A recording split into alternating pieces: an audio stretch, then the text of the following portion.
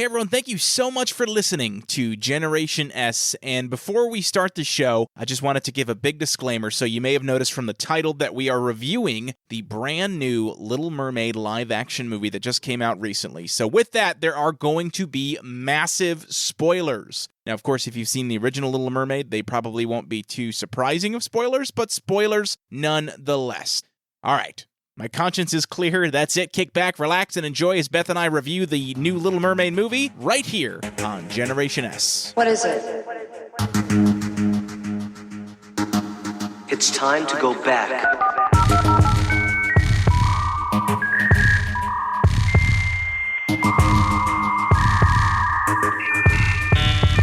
Welcome.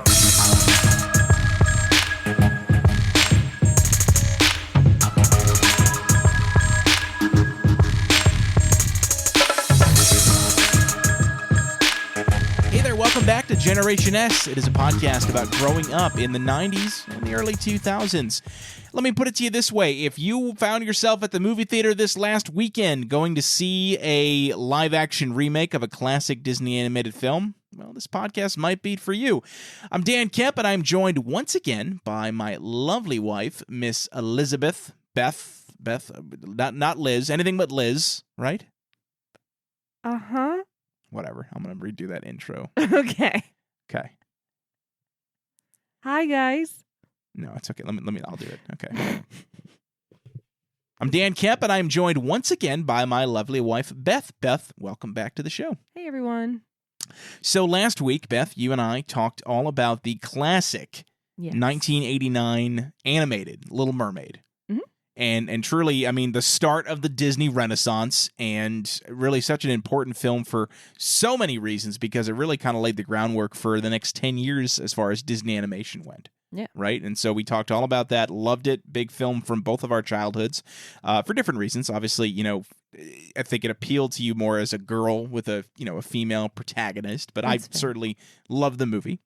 And so, we promised that we'd try to do this if we could this week, and I'm glad to say that we can. You were going to try to see the movie when it came out with your sister, and just, we would do a review on it, essentially. So that's what we're doing now. You had a chance to go see the movie on Saturday night, so we're recording this Monday on Memorial Day, and so you saw it 2 days ago, so still fresh in your mind. Yes. Right. And so we're gonna kind of go through it, segment by segment, as far as kind of a breakdown of the different elements of the film, and we'll compare, contrast, and then we'll get your final verdict on what you thought of it. How does that sound? Sounds good to me. Perfect. Okay.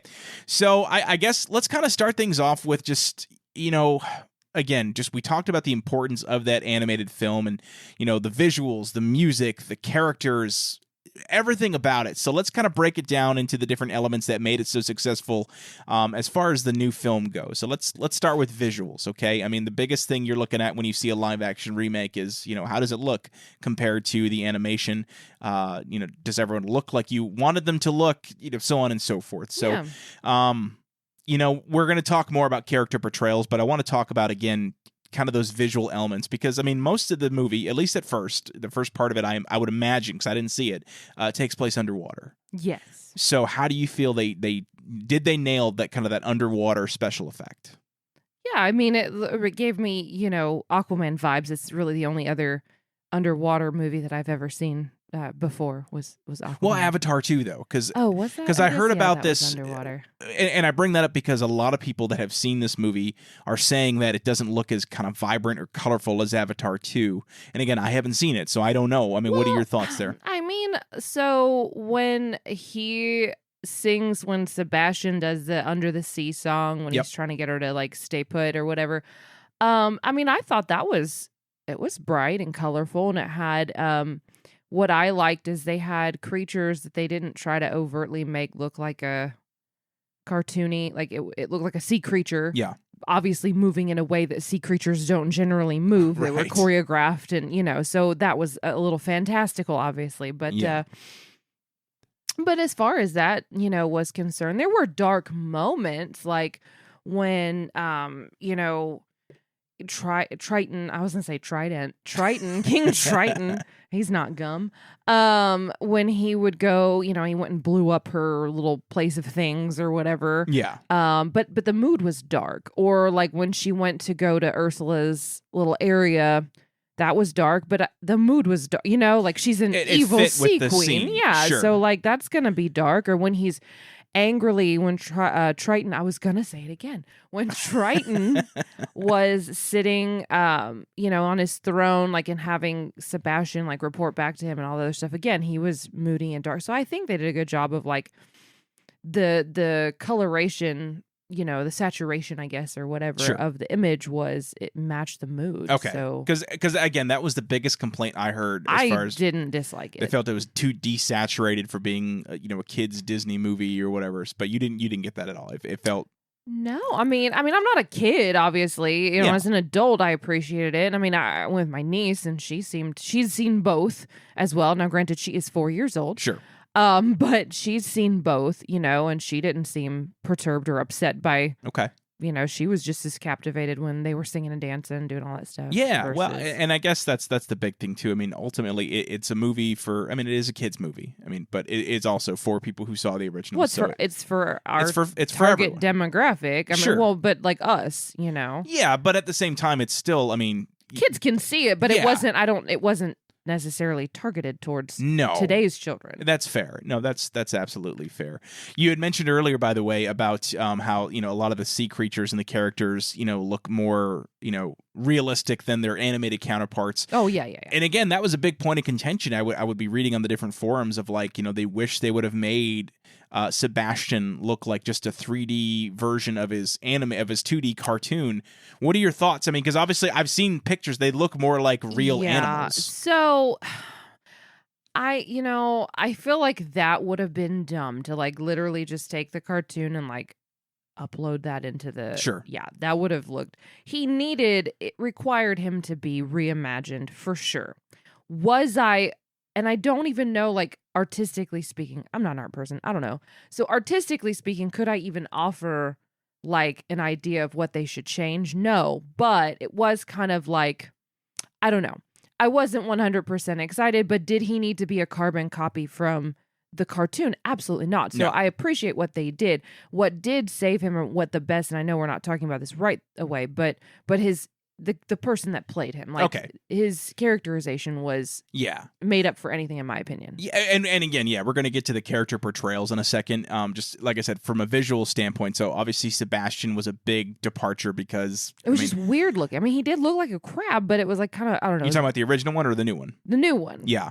Because honestly, it looked a lot let like me a tell crab. you what, I totally thought What's in the day, I thought he was a lobster for the longest time. You thought Sebastian was a lobster? Yeah, I'm an idiot. I was a kid. I was a stupid kid. I thought he was a lobster.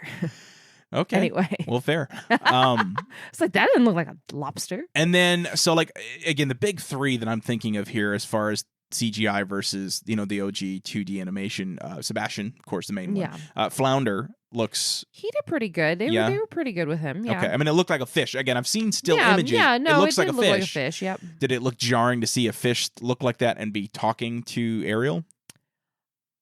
Was it weird? No, it was okay. That was not as bad. That wasn't as bad. See, because what I'm afraid of, I'm thinking back to like and I'm going to use quotes here. You can see them, but our listeners can't see them. Air quotes around the Lion King live action remake, because it was an animated movie. It just was realistic looking. What was weird about that was that the animals didn't really have a lot of emotion, and so it just looked strange. His eyes don't. Like he has, so there's kind of that same. He has dead problem. fish eyes, like for sure, dead fish eyes. Yeah, because fish really can't emote, and that's what I was wondering. Was it weird seeing him talk with just? Yeah, it goes like this. Okay, that's fair. But again, the voice and the character, like you're like, all made right. up for it. Yeah, okay. And then the other one, again, visually speaking, well, I guess there's actually two more. One is Ursula's moray eels. I forget their names because I don't think it matters. Flotsam and Jetsam. They actually have real. Like okay, I didn't. She didn't use them in this movie, but like she used them in the original. In the original movie, they do. Yeah, she does call them by name. But. Now, funnily enough, I actually feel like back in the animated one, they looked the most like a real animal. Yeah, and they did. They didn't talk or anything in this. Oh, they didn't were at just, all. No. Oh, really? They didn't speak. They didn't do anything. They did, and they looked like They look like more eels. Yeah. No, Well, if that they don't have was- to talk again, that's. I mean, well, yeah, they just so look like they might have even evil. used real eels. Who knows? Well, Were they doing no. some funky stuff? I don't think you can just use what. I mean, whatever. It's Just- they use animals in movies for real. I mean, okay, whatever. Moving on. Moving past that. And then the other one I want to talk about was Scuttle, because I mean it's a seagull, and I feel like they've done a lot with CGI birds in movies. So I feel like that's again, nothing it was new. Dead Eyes, but it was okay. It was Okay. It was okay. All right. So, and that's again, anytime they're going to make a live action Disney movie that involves talking animals, I feel like that's always going to happen, because it That's happened in fair. Lion King. I'm sure it happened. Well, was there any talking animals in Beauty and the Beast? I mean, other than the Beast. Yeah, that's it.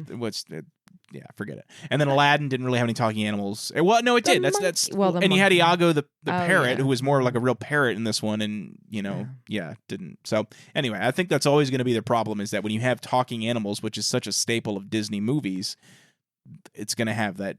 We'll just That's call it the fair. dead fish eyes Dead fish problem, eyes. Yeah. even if it's not fish. It's a dead Just fish dead eye thing. fish eyes. Yeah. That's fair. That's fair. All right. So all in all, again, we're gonna, with each of these kind of segments of discussion, we're gonna talk about which was better in your opinion. So from a visual standpoint, obviously it's very different than the original. Do you have a favorite here? Which one did a better job? I like this one, honestly. I mean, I like them both for their own whatever, Sure. but as an adult, If you were okay, how about this? We'll take it like this. If you were to go back and watch The Little Mermaid, which one would you pick from a visual standpoint? this one was Okay. good. Like I said, yeah, this one was really. I Okay. thought it was really good and colorful. There's a scene where they go into the village where Prince Eric, like lives or Yeah. whatever, and you've got all these, people dancing and selling their wares and like. So No, stuff that I wasn't even just- in the animated No, movie. they did and- add some stuff. So I would say they stayed pretty true to like the storyline. Sure. You saw all the major events happen in the correct order and the correct time. But they focused, I think the main difference is that they focused a little more. They added scenes into when they're on land. Yeah. Well, and they had to stretch that runtime out too, because I think the original was like an hour and 20 minutes. Yeah, or I was like, whatever. no, I thought it was 90 minutes. It might have been an hour and a half, Like an hour and a yeah. half, like that's it, or And this 89 minutes or yeah. something. Well, like, and this one, I mean, I think it's probably closer to 2 hours. oh yeah, it was definitely. Yeah. Which I mean, because that's we just, got let's see, it was 7, so we got 10. Yeah, I mean, you got home like after 10, and the movie's at 7. yeah, So. yeah, And I'm sure, and I at know there was least 2 trailers and hours. stuff like that, but I mean, Yeah, it was at least 2 hours. So, yeah. So okay. so that's what they did. They added that, and then your scene that disturbed you was cut out. So oh, the chef scene. Yeah. they did not. So you'll feel comfortable when you watch it. That I did look up. So last week I couldn't think of this song, but I did look it up. I think it's called like Les Poissons or something like that. whatever that means. It's the fish in French. That's fair. Yeah. So anyway. All right. Okay. So that's the visual, area. Let's talk about the characters themselves again, because we kind of talked about them already. But I don't know. Do you want to go through each character and how they're portrayed in this film? Like, how do you want to kind of talk about the character portrayals versus, and then comparing them to the original? I mean, I guess we can go individually. You want to That just go makes individually? the Because I most mean, sense. there's like less than 10 main characters. So I think that okay. makes So sense. let's start with Ariel then. That's the big one, right? So there was a lot. Yeah. First off, there was obviously a lot of controversy around the casting of Halle Bailey as Ariel Mhm. for, how do you want to put this? I mean, racial. I mean, straight up people, in my opinion, were reacting very racially insensitively. Oh, yeah. I mean, obviously she is a black female, and the original Ariel in the the animated movie was a white redheaded female, and so people are very upset that their Ariel looks slightly different than she used to. Keep in mind, as you should probably know by now, she is a mythical creature. Right, they don't exist, and if they did, I'm pretty sure they would just be like heinously green creatures with mermaids like, are terrifying. yeah, right, with like scales and like what? So A, they don't exist, so y'all can shove it. B, if they did, they would be hideous. Yeah. So yeah. All right. So physical appearance wise, you obviously had zero issues with with Halle Bailey's portrayal physically of Ariel. But let's talk about her characteristics, her behaviors, her all that stuff. How would you compare her to the Ariel from the animated movie? I think she was more Ariel than the original Ariel. Really? No, yeah, like her voice, the way, like if you closed your eyes and listened, to her just talking even. You're like, wait, like it was... Like, is she trying? Because Jodie Benson, she's the original voice of the Little Mermaid. When you heard her talk, did it sound like she was trying to do an impression of her? No. Okay. But it sounded, it had that same like cadence and the same like the way she would talk to the little creatures and everything. Like her, you know, she obviously studied, I would say. She obviously studied it and But she wasn't trying to impersonate Jodie Benson necessarily. No, I wouldn't say she was, but it was very like, you know, the characterization, like, yeah, it just really worked. Yeah. And her voice is, I mean, as far as singing, she's extremely talented singer. And no, I mean, I thought she was just, you know, she was cute, like just very cute. Yeah. Did she feel like, because I mean, in the original, she's supposed to be like a 15-year-old girl or whatever. Did she feel like a teenager? Felt like she was 16 or whatever. Yeah. Okay. Like a cute little 16-year-old girl, whatever, you know. Now, obviously, part of it is not, I mean, because the first, I don't know if it's the first half or whatever it is, when she's under the sea still, see what I did there, and and she's talking to all her friends, whatever. But the second half, of course, if you've seen the original, you obviously know the plot. She loses her voice to try to, you know, get with Eric, basically, which requires, you know, to quote the original movie, body language. I'm sorry. There it is. So that being said, I mean, how did she do with, you know, the scenes where she couldn't talk? Did she come up? Because I remember in the original, I mean, the original Ariel was very kind of awkward, goofy when she couldn't talk, and, you know, was trying to. No, so there is another difference. So basically in this movie, and I don't think that it was in the other movie, but Ursula put a spell on her that not only did she take her voice, but she made her forget the 3-day kiss thing. Oh no, I didn't. Okay, no, because she actually she knows about that in the original because Sebastian's there to tell her about it. So she doesn't remember. So it's on her little animal friends to help her. Yeah. Like get with Eric, whatever. Anyway, so what was interesting is when she is found on the shore and they bring her to get her all cleaned up and, you know, dressed and all that. There's a new song in there where she's singing in her head. Okay. Like everyone else is bustling around her, getting her ready or whatever, and she's singing about being on land and all this other stuff. Yeah. So it's obviously a brand new song. And it's like, you know, so you can hear her voice, and there's parts of the scenes where she is like singing, but it's all supposed to be implied that it's like you can see her mouth moving, but it's also supposed to be implied in her, like this is obviously in her head. Gotcha. Okay. But other than that, yeah, I mean, she does a good job. She doesn't talk, and, you know, I wouldn't say she was goofy, or anything like that. I mean, there's that scene where, I think this one's it's been a while. I should have watched the cartoon, but where she's like riding in a carriage or something in the original, or no? I don't remember a carriage. The only thing I remember is like she's sitting in the boat with him for the kiss. Okay, well, they did that. They did that. But anyway, there's this one scene where she's like, he lets her like. Oh, I think so. And she's riding the horse. Yes, and she's like going in like crazy fast. And so I think I do remember that. Yeah. And then I remember the dinner scene where, again, this is in the original animated version, where she's sitting there trying to like comb her hair with the fork, and she does that, but not at dinner. She does it when they go to town together, and someone gives her something to eat and hands her a fork. Like, you know, it's like a little street vendor, and they hand her a snack and give her a fork, and she starts combing her hair, and everybody's like, "What the hell?" Yeah, I gotcha. Okay, cool. So yeah, little tweaks. Like that. All right. Well, I think that's. I mean, no, she did a great job, and, you know, honestly, it didn't. I mean, she did a great job. Like, yeah. Like, so let's. I mean, I don't know if I want to do this for every character. Let's just wait till the end. And then we'll sum up like which characters do you prefer, live action versus animated, or equally better, whatever. And if there's some that stand out as better or worse, we can talk about them then. But let's kind of go through them. So we talked about Ariel. Let's go to her father then, right? So King Triton in the original. Now in the original animated version, for me, I mean, scared the shit out of me when he got mad, right? Because like, oh yeah, he was every angry dad I ever knew was. He got scary when he came over and like was taking and destroying. Yeah, that scene was still, again, that was a darker scene, like the coloration and everything. So what were your thoughts on his portrayal in this film? Because in the original he was very kind of loud and angry, and what I've seen in the trailers for this, I mean, he seems a bit more kind of not laid back, but like calmer or quieter. It's Javier Bardem, very famous actor, but I mean, how do you feel his portrayal compared to the original animated King Triton? I mean, I thought he was still like, because he was like telling Sebastian to go after her, and he was yelling at her when she missed they were all the sisters were supposed to get together in the beginning, and she's not there, and he's like, where is she? Blah, blah. No, so I would say like he's pretty much the same. Now, again, I think the biggest departure here is that the original King Triton was basically like a really buff old dude, shirtless for the entire scene, right? So, but if I recall, just seeing the trailers for this, he's wearing he's like rocking the kind of the Aquaman look there. So we don't get to see shirtless. It did give me Aquaman vibes. I'm not gonna lie.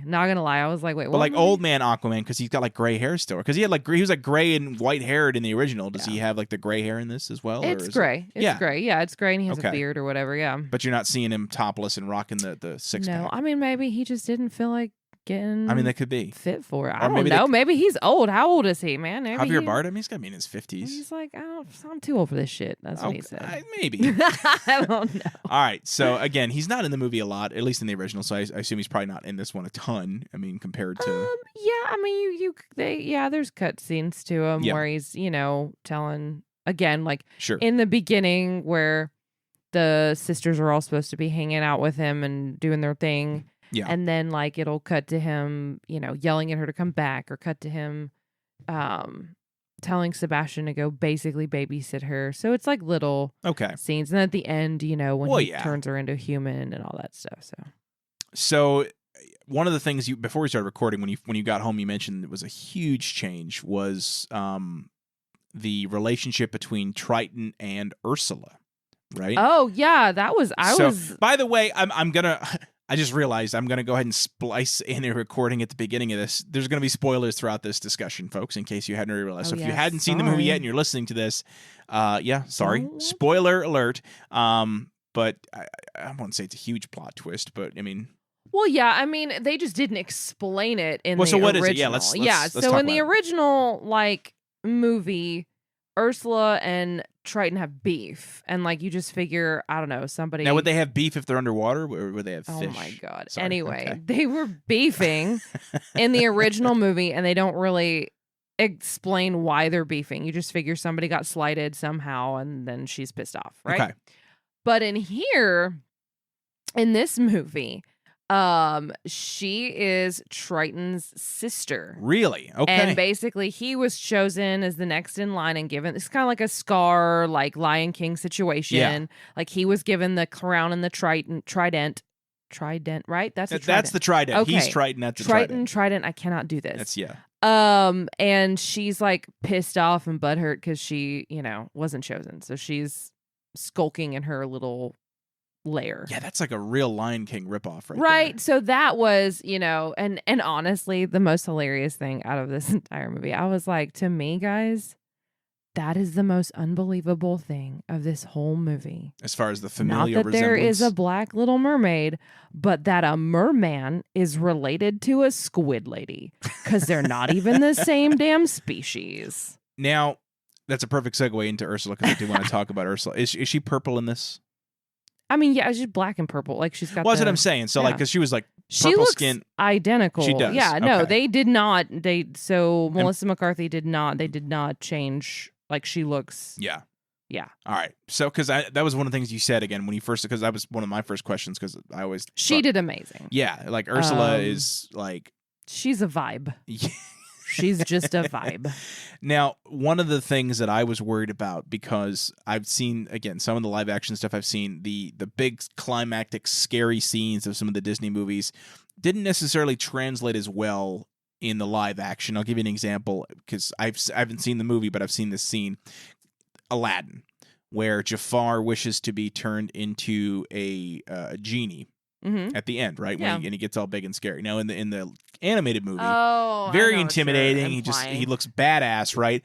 the scene in the live action where Will Smith turns him into a genie, he just looks like a giant version of him. It didn't look intimidating to me. Mm-hmm. And Ursula was, again, back in the day, she got gigantic in the sea, basically a giant purple kraken, and she's fighting against Eric and the ship and everything like that. And she was very intimidating.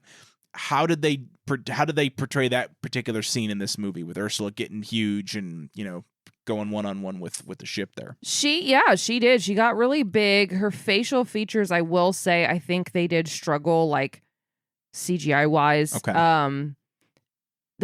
It was very hard to see. Like, that was very, very dark. Like, you could tell it was her, but like, yeah, because it's a nighttime scene. It's probably raining outside. I assume it was, but again, like, I think the definition and they kind of were like, let's just shroud this in a little bit of darkness because we didn't really do a excellent job recreating that on a large scale, but no one will pay attention. Okay. So I did but I mean, it worked out. And then I think in the original, didn't Eric ram the boat into her? Yeah, Eric drove the mast into her stomach. In this version, Ariel does. Oh, so they actually do the scene, because that's a pretty violent scene. It's the same scene where his ship comes up from underneath because she makes a little swirly thing, whirlpool thing, and his ship comes up and she, gets onto it, and then she's the one that drives it. And so she still has her legs at that point, or she's back in the mermaid fin, form. so she drags her carcass across the oh my.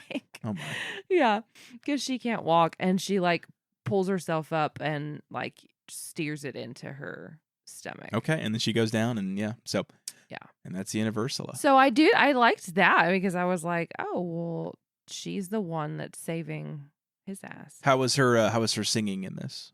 Who? Ursula. Oh, Ursula. Oh, yeah. No, she did a good job. She did good. Okay. I really no complaints there. She did a good any issues. And I didn't want to get into because I know we're going to talk about the music. I was curious. Yeah, no, any issues were not she didn't. Yeah, she was amazing. Okay, hilarious. All right, so I guess we'll keep going with some of the human people, and then we'll talk about the anthropomorphic cast, I guess we'll call him. So Eric, right? Eric in the original Little Mermaid movie was kind of a himbo, right? I learned this term, by the way. I was say you taught me. I taught you what himbo was. Never knew what that was.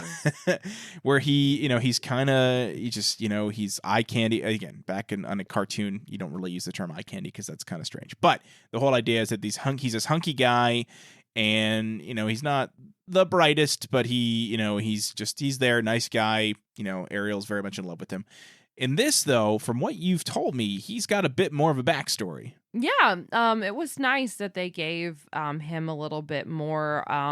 I thought they did a great job with casting. He didn't look, too old for her, creepy old or anything like that. He looks like a good age. And he had the dimple, Oh, the chin. He had the on the side, on the cheek dimple. And his hair. I was like, all right. I thought that was good. Apparently, some people were not a fan of that, but I don't know. I don't of the hair, what were they? No, of his casting. They didn't think he was. Oh, really?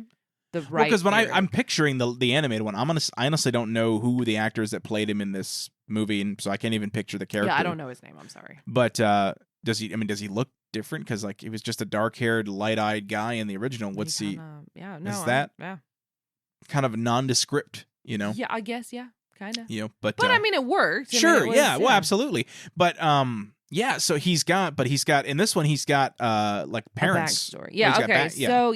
So in this he's adopted.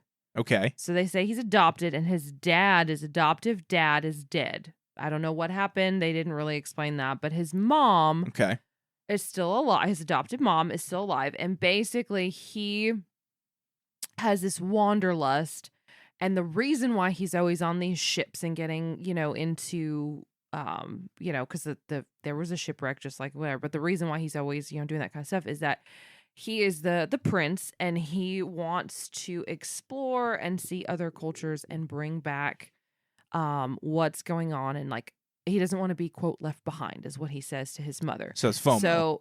No, not in. I mean, maybe it's FOMO. But no, but he was saying to his because his mom's like, stay home and you can rule your people and blah blah blah, and he's like, well, yeah, and that's all well and good, but with advancements in technology or things like that, he wanted to. So is his mom a queen then? Is she the queen of wherever they are? Yeah, she's the queen. Okay. And so from what I can gather from it, they are in like an island in the Caribbean that I'm assuming is like a British colony or something. Okay. Of sorts. Yeah. And so he's on this island and he'll take these ships and he'll go to like South America, Central America, all the other stuff is like what's implied. Yep.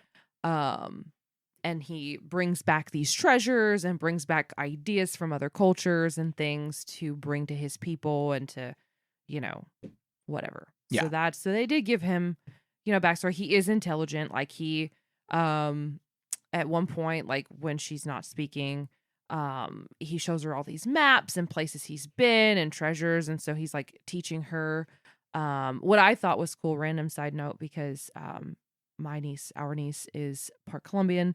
They referred to Colombia twice. Oh, the country of Colombia. The country of Colombia twice. One of the sculptures he got of a mermaid came from Cartagena. Okay. Which is a seaside, city in Colombia. And, then he referred to, like, he was showing her the map of like places he's been and he referred to. So that was cool to see. Yeah. Sophia was like, oh my gosh, they said Colombia. They said the place. They said Cartagena. So I thought that was sweet. But anyway, so yeah, he's obviously like an intelligent, dude, and he's trying to be a leader and, whatever. Yeah. Okay. So all in all, Eric, thumbs up, thumbs down? I thought it was good, yeah. Yeah. Okay. Yeah. All right, let's move on then to the anthropomorphic characters. Really, it's going to be, I guess, just three. No, we got three. We'll start with the main man there, Sebastian. Right, we already touched on him a little bit as far as his physical appearance. Visually, I was like meh, but his character, like what they did and how they wrote him, and the voice actor, I thought it was hilarious. Okay. I thought he did a great job. Like that made up for any. Like I was like, all right, that's fine. Like whatever. He was good. He was amazing. Yeah, because I remember the voice actor from the trailer. I thought he sounded fine, and then just no, he did a great job. Yeah. I mean, you laughed at him most of the time. Like he was funny. Okay. Yeah, he was funny. Unironically, I don't think he meant to be funny, but he was funny. Okay. And then, of course, he's got two songs that he performs in the original animated movies. That same two songs, Under the Sea and Kiss the Girl. Same here. He does those. Yep. All right. And again, I don't want to go into too much detail on the music because I feel like it deserves its own discussion here. But yeah, he did those exact songs. Okay. Awesome. All right. Well, then let's, we already touched on him, so I don't want to, not much else to say there. Flounder, though. Again, we talked about, the dead fish syndrome or the dead fish. Yeah, he had a little boy voice that sounded like, or a little kid voice, which I thought was cool. Because the original one did too. Yeah. So voice-wise, again, the voice acting was, I have no complaints about it. I thought it was good with that. Characteristic-wise, he was kind of a pussy in the first one. Yeah, he still kind of is. Okay, so and then unfortunately, I mean, because it's more quote realistic. I don't know, you can't be realistic, but like I feel like was more on land, or like he came out of the water. He came out of the water a little more. And so he didn't. Once she was on land, his for obvious as a fish, his interactions with her were very limited because the castle was up on a tall hill. It's not like she could like look out her window and like talk to him. I think she did in the original movie where like the castle she didn't talk to him because she couldn't. Well, talk, no, but she would like look out and he would him. Talk to her back. So he takes a back seat during those. I mean, which makes sense because what would they do? Because he's a freaking fish. Yeah. Well, exactly. Yeah. Whereas Sebastian, of course, was he's crab. He can come up on land. So okay, you're a science teacher. This is a legit question because I don't know the answer to this. Can crustaceans breathe underwater? Yeah, they have like gills. But then they can also breathe on land? Yeah. So what's that all about? Because I feel like that's not normal. They just do their thing. I don't know. Okay. And I just because I'm like, are they holding their breath underwater? Or are they legit like so again just like crabs? They have gills. They have gills, but then they can also survive on land, no problem, walking around. I just want to be a crab. That's weird. Mm-hmm. That's not normal. There's not a lot of animals that can do that. That's why they're cool. They are cool. Okay, fair enough. Sorry, you're a science teacher. I had to ask you. You're right here. Anyway, okay. All right. Last character I want to talk about here, Scuttle, because that was probably the biggest departure. Because Scuttle gets a song in this one, which we'll talk about here in a minute. But B, the voice casting has changed. In the original, I forget the name of the comedian, very famous comedian from like the 50s. Voices Scuttle. as a dude.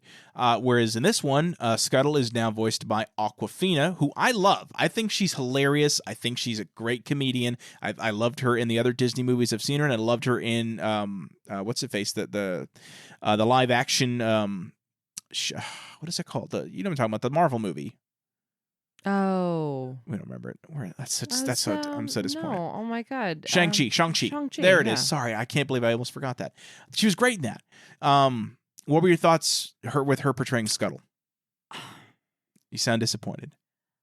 Again, I like Awkwafina. Like, she was great as like Sisu and Raya and the Last Dragon or whatever.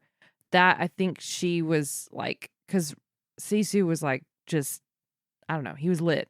Or whatever. It's a dragon. And it just worked. And I don't know. It wasn't my favorite. It wasn't my favorite. If she had portrayed a different character that was unique to this movie. Yeah, I think that's what it was. I was just kind of like, is it a gender thing, or is it just her personality thing? It was, I don't think the personality fit the creature. Because in the original, Scuttle was kind of just like a well-intentioned idiot who thought he knew things and was trying to help because he... Yeah, I mean, I guess that that still was, because he was, or she, was still telling Ariel, like, well, it's a dinglehopper and doing all this other stuff. But it was just, I think maybe it was the song that we'll talk about in a second that just... I just turned you off. I was like, no, I'm good. Okay. I'm good, guys. I'm good.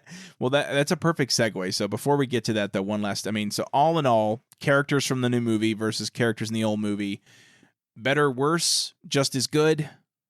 I thought they were great. I mean, I think, Do you feel any of them were better in the live action than they were in the original animated movie? No, I mean, I just feel like it's its own thing, you know? Like... And it sounds like the only one that maybe you strongly preferred was the original Scuttle. Yeah. Okay. That's probably... All right. Yeah. But that may be because of the musical performance from Scuttle. Yeah. So let's go ahead and talk about the music, because again... I mean, in any Disney movie, especially the animated ones back in the day, the music was so huge. It's the reason that Disney Radio exists, I'm pretty sure. Mm-hmm. So let's talk about those. So, I mean, obviously, we've got these new renditions of the classic songs, right? So we'll start there. Then there's new songs, too, including the Scuttle rap.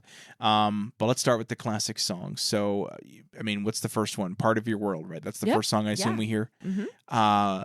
You already mentioned this, Halle Bailey, amazing singer. Yeah, no, she knocked it out of the park. Mm-hmm. So, I mean, is there much else to say? I mean, is it just an updated version of the original? Basically. Okay. Yeah, there's really no. But it's good. Yeah, no, she did a great job, but it's the same song. The same song. Same. All right. What else? What's next? So, as far as Under the Sea. Under the Sea is next, because Sebastian's telling her, don't go up there. Because I heard that this version of Under the Sea was not as good as the original. But what are your thoughts? It was there was more just musical time in between, like not as. I feel like he wasn't singing as much or something in this one. Yeah. So it was a little different, but I still thought it... Did it still sound like... It served its... Like, you understood its purpose in the movie, like, in the... Like, it fit within the narrative. Yeah, like, it made sense, because then at the end, she... he looks over and she's not there. She had, like, swam off, And like I said, you have, like, all the animals that look like sea stars and jellyfish, but they're just moving in a way that they would not naturally do that. Right. To make it look like a synchronized, almost like a kaleidoscope or whatever. Yeah, they're all like moving around and like all this haven't been moving in a way that. Is it still like a reggae kind of beat? Like, because that's what I'm, the one that again they said it sounded so different that I was worried that they kind of changed the genre of song or whatever. I mean, no, I could. It sounded good. I knew what it was. I need to listen to the soundtrack. Maybe after we jump off here, I'll listen to the soundtrack. Okay, so all in all, you didn't. I wouldn't say it was terrible. No. Okay. I didn't dislike that. All right, fair enough. And then next we've got, I guess, Ursula's song next, right? Is the Poor Unfortunate Souls, or is there's something in between there? Yeah, so Eric sings that he gets a song. Eric gets a song. Yeah, okay, so he gets his songs. This is new. So when there's the boat crash and she saves him and brings them up on shore, and, then she goes back into the ocean. He becomes like obsessed with finding this woman that saved him. And so he has a whole big like song where he's on the shore doing his thing, singing about her. So and I mean, And I thought it was good. I I was thought saying he you was a can't good compare singer. it to anything, but it was a yeah, good. no, I thought he was a good singer. Okay. You know, Because again, they're trying to fill and out I feel time. like it did add, it did add to the Okay. storyline, because he was talking about his perspective of Yeah.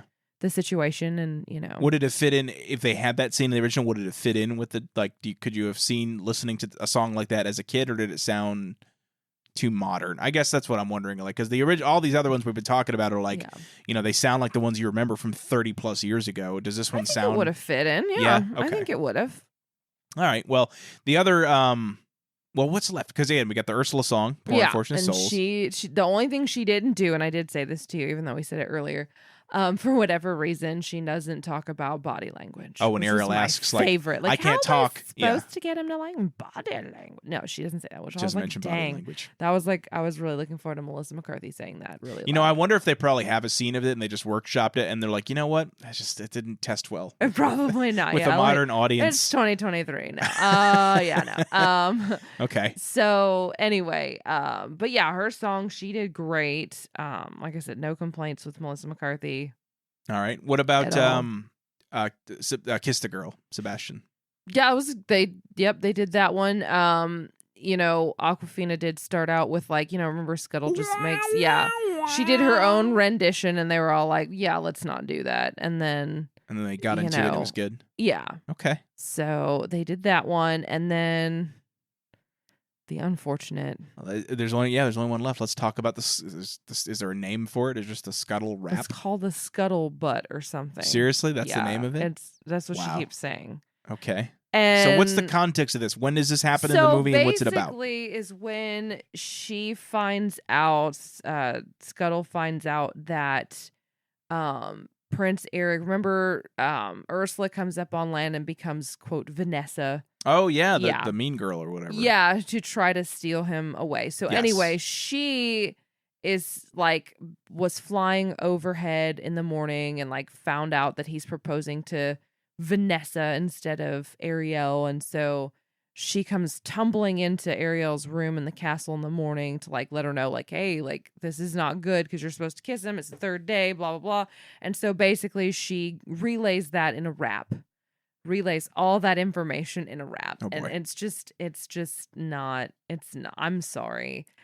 I don't dislike rap music. How does it happen in the original though? Like he's just like out of breath, or he's trying to. He just like tells her, he like flies in, tumbles into the bed, and like, that's what I thought. Yeah. Just relays the information. Yeah. And she's like, didn't need a rap. No, it was also not. It sounds like narratively like you're supposed to be, it's like an urgent thing, and like, oh, let's take a break for a rap. Basically, it's like, and then I think, Ariel was kind of annoyed that it took that long to get that information out, and then she took off, and they're like, where'd she go, So it did not, that was the song that I was just like, we don't need that.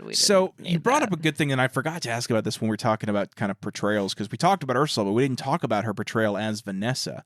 Now, the biggest thing, right, in the animated cartoon was that she took Ariel's voice, and so that's what got Eric to fall in love with her, because she sounded like Ariel singing, which is what Eric remembered when he was rescued by Ariel. Mm-hmm. Or Eric was rescued by Ariel. Does she sound like Halle Bailey in this? Like, did she straight up just steal Halle Bailey's voice to get Eric in the live action? She sings this song, or like she does the, and it sounds like Halle Bailey. Yeah. Okay, so it's not like a different character. And it's singing. Obviously not like it's another chick, because just a nondescript chick. Basically, it's not Melissa McCarthy. Cute, yeah. She's just a pretty random, Sure. That's supposed to be Vanessa, and then all of a sudden, once she realizes it and like breaks the shell to get her voice back, and she says that's not, that's right, whatever, and she turns into then the voice of Melissa McCarthy, even though it's the same looking chick. That's what happened at the wedding scene in the animated. Now in this movie, that is something that is different. It's an engagement party, not the wedding. So they're having an engagement party instead of an actual wedding, which again is a departure from okay, the animated. But then as she's like crawling across the floor to get to Ariel, Ariel turns into a mermaid, and she turns back into the squid and grabs her and jumps over the side. Okay, and then Eric goes after her and does he jump in and tries to save her? He jump right in, but he gets goes down to the, and does, he tries to, and then she tries to kill him with a trident multiple times, and okay. Now, while this is happening in the original, King Triton was turned into some weird looking wrinkly thing. They didn't do that. He just died.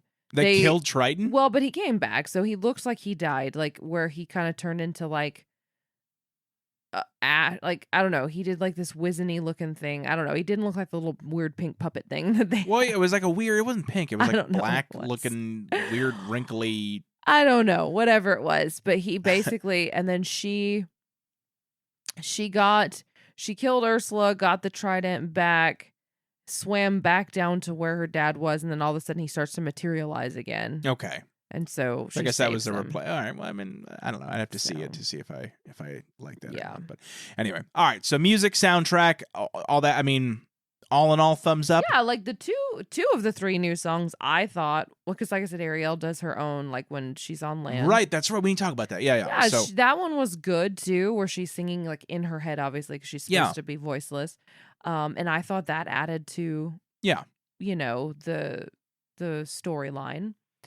But yeah, that Aquafina one, and I wanted to like it because I do like Aquafina, but I couldn't like it. And that for you just really killed Scuttle's character. Yeah, because I was like, no, yeah, I'm good. Okay.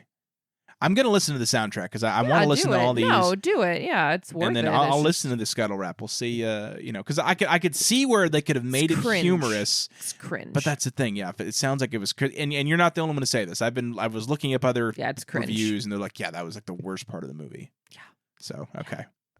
No, I second that. All right. Well, before we kind of wrap up and give this a final verdict here, let's just again talk a little bit more about the story and the narrative, because we've been talking about the plot points and the changes and things like that. But all in all, it's really the same narrative, right? It's the same. Would you say that it kind of runs along the same way, and the scenes they added felt like they could have belonged in the original? Yeah, animated movie? Like I said, the only difference. I mean, I guess there's a couple differences, but the main difference is that they do spend more time on land fleshing out that aspect after she gets her legs, versus once she was on land, it seemed to kind of be like the 3 days went by real fast. Yeah. And then they're back and fighting Ursula, and then that was the end. And that was it. So they did give her a lot more time on land with legs, without the voice. Okay. All right. So, but in general, I mean, it was the same story. I mean, the ending was the same. Yeah, everything was Does she get married at the end of Eric, or is it like, because I remember that's the thing, it was a wedding. Yeah. Okay. Yep. And then they're going to go out together on adventures. Okay. So they're going to bring back, like, go see the different cultures together. Okay. And then I remember you said this when you got home from seeing it. You're like, well, because this movie's part of the MCU, I made everyone stay until the end to see if there was a post-credit scene. Or you Googled it. Sorry, you didn't make a mistake. To make sure there wasn't a post-credit scene. Because Disney owns Marvel, you assume every Disney movie is part of the MCU. I don't know. And part of it is, though, because Eli always makes me wait. Mom, does this have a scene? Mom, don't leave yet. Mama, it's got a scene. And so I did it for, even though he wasn't with me for this movie. I was like, Eli would want me to stay. Eli would want me to. No, you didn't stay for the whole credits regardless. No, we didn't. You left. Okay. I Googled it. I was like, is there? And they opted not to. It did acknowledge that it does that. And it said that they opted not to. But they did think about it. Really? What would they have done, though? I don't know. Like, if they were to say. That's what Megan said. Megan was like, what? Like, were they going to do because like I know a there was sequel, like, well, I mean, there were sequels, like direct to video, but they were like unrelated. Crappy, yeah. I mean, I never saw them, so I don't know. I assume they were crappy. Anyway, I was like, I wanted to check. Yeah. She was annoyed. All right. So I don't know. I feel like I want to touch on this one more time before the final verdict. Yeah. A big, there was so much controversy over the casting for this movie. And you said it yourself, like, so where we live in North Georgia. And we'll say it's not the most open-minded place in the world. And so, I remember because we, just to deviate for a second here, we went and saw the Super Mario Brothers movie about a month ago. And we actually went to see it and couldn't see it because it was sold out. It's the first time we'd ever been to this particular theater where we live, and it was sold out. I've never had that before. So we ended up buying tickets online, paying the convenience fee, which sucked. Ugh. But we got our seats and we saw the movie, and it was great. You bought tickets in advance for this because you're like, well, it's Little Mermaid. It's going to be huge, right? You're going to make sure you get a good seat. It's going to be in the big theater, so you don't want to sit in the front. Out. Yep. And lo and behold, because it was 3D. We saw it in 3D. Oh, you saw 3D? Yeah, we saw it in 3D. Oh, nice. I didn't even ask about that. How was 3D? It was really good. It was good. Okay. Anyway, yeah. So you saw it in 3D. But when you walked in, I mean, you said there wasn't a lot of people that saw the movie. No, I mean, like you said, I know where we live. But I don't know. I was just kind of shocked. More than I think I expected myself to be. Yeah. I mean, we literally got really awesome seats considering it was 3D, and like, if you sit in a wrong place, I made that mistake with Avatar one time. It was terrible. Yeah.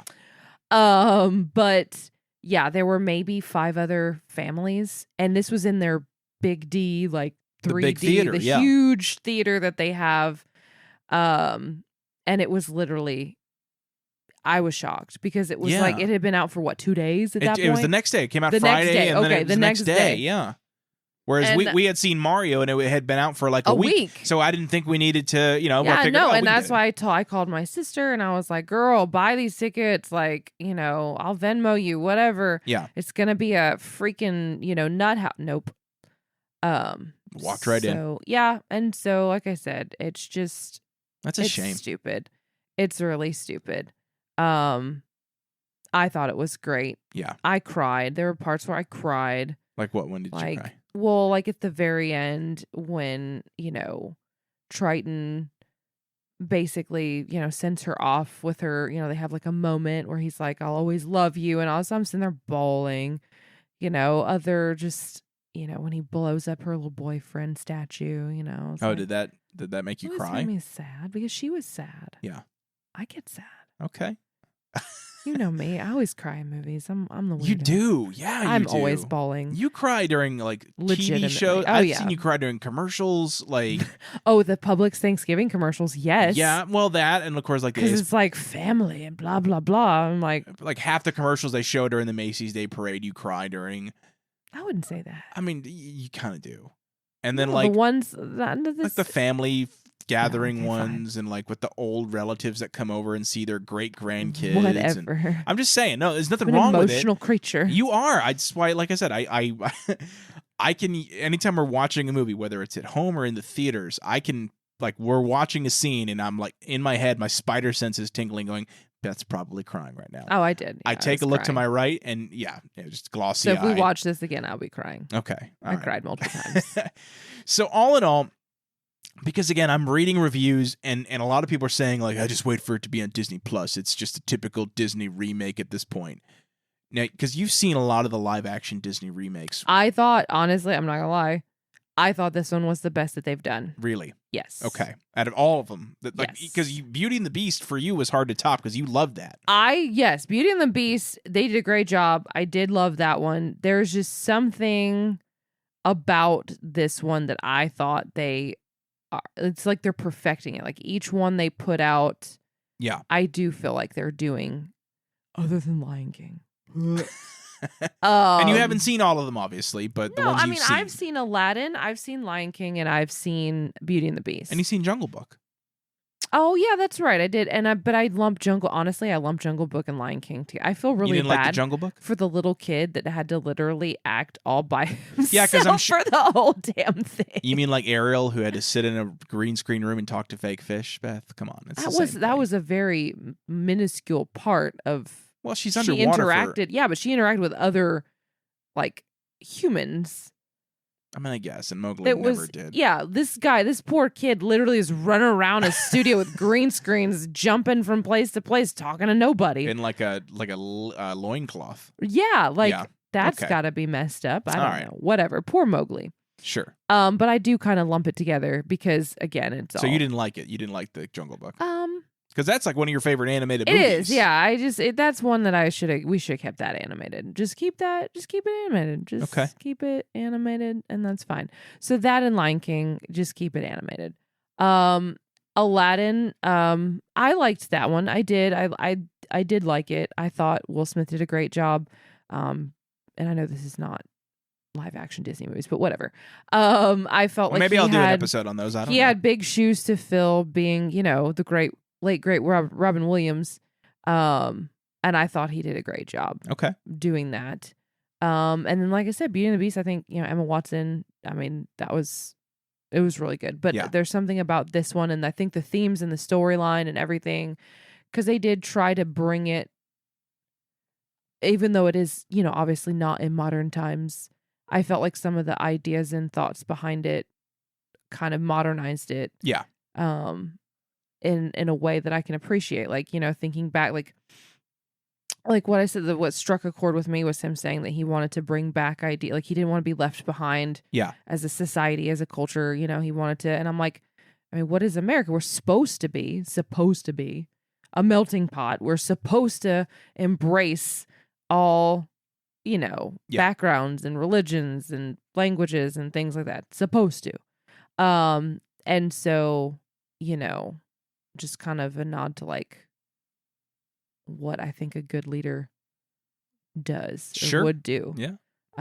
It's not just close off borders and close off their mind, and that's that. We'll just leave it at that. We'll leave it at that. That's fair. This is not that kind of podcast, believe me, because I wouldn't have much to say. But all in all, I mean, do you think it's your bias because it's one of your favorite animated movies that you love this so much? Sure. I'm sure that's probably part of it, but Aladdin and Beauty and the Beast were up there for me too as a kid. Okay. And so it's not the I'm gonna love it no matter what because it's a Little Mermaid. You went in with an open mind. It sucked, yeah. Well, you would have. Yeah, absolutely, you would have. So I don't mince words. But you're saying if you love the original Little Mermaid, there's a really good chance you're gonna love this. Yeah. Okay, so two like thumbs up. Like I said, the most unrealistic thing, I will say this again, is a merman is related to an octopus squid woman. Like, what the fuck? Doesn't even make sense. To me, Megan goes, is that your floating mountains? Oh, yeah. Floating mountains. Well, I'll tell that story another day. We'll talk about floating mountains. So, all right, 2 thumbs up. Yeah. Recommend? Definitely. Okay. Go watch it if you haven't. It's great. I believe that every little girl at some point, no matter what, should feel like a little mermaid, Yeah. And I think it did a great job of allowing that. Yeah. So. All right. Well, I'll tell you what we'll do, because I don't know when the next live action Disney movie is that's coming out. But I'm sure they know. We'll plan to do an episode. We'll review the original one. This was huge. This was Little Mermaid's big. I mean, this is probably the biggest one they've done in a while as far as live action. Yeah, I would say, yeah. But let's, we'll keep an eye out to see what else is coming out, and if it makes sense, we'll come back on. We'll talk about the OG, and then one of us will go see the live action remake, and we'll report back just like we did today. Because I feel like this was a lot of fun. I actually really enjoyed talking about this with you. Actually, I really do want to go see it now because I would see it again. I would take the boys. I would see it again. I think they would appreciate it. So me and your sister's husband, my brother-in-law, Mateo, really wanted to see it, and neither of us saw it. So, maybe I'll just take him, two dudes going to see Little Mermaid. What do you think? You think that'll go well? No? Yeah, go for it, dude. Whatever. For it, friend. Little mandate action. Anyway. Take the boys. Perfect. There it is. All right, guys. Well, listen, that's going to wrap it up for this week's episode. Thank you so much for hanging out, Beth. Appreciate it. Of course. Appreciate you coming back on. And thank you for listening. If you like the show, make sure you are subscribed. Make sure you are leave a review if you can. If you like the show, 5 stars, great. However many stars you see fit, just go leave a review. I don't exactly know what it does, but I know that I'm supposed to tell you to leave a review because it helps with the visibility of the podcast. Tell a friend about it. If you know somebody who grew up in the 90s or the early 2000s and they want to hear discussions about anything and everything from their childhood, this is the place to be. If you go back and listen to our backlog, we've got stuff about Nickelodeon, about video games, Power Rangers, Ninja Turtles, even some simple stuff like your first school dance or, boy bands. I had a fantastic episode about boy bands. So there's so many different episodes out there, and there's something for everyone here, which is kind of what I'm going for. So make sure you're checking us out on YouTube, on Instagram, on Facebook. It's all at Generation S or Generation S Podcast. I think on YouTube I've renamed the channel Generation S, but you'll see the logo. It's the same symbol as the main podcast artwork that you see. So it shouldn't be hard to miss. So check that out. Give it a subscribe. And again, thank you so much for listening. It's the reason I do this every single week. We're coming up on a year, actually. So my first episode was actually 2 months ago. 2 months from now in July of 2022. So we're getting close to the 1-year anniversary. So maybe I'll try to do something big for that. We'll see. I don't know. But that's going to wrap it up, guys. So again, thank you so much for listening. And as always, we'll talk to you soon. Goodbye.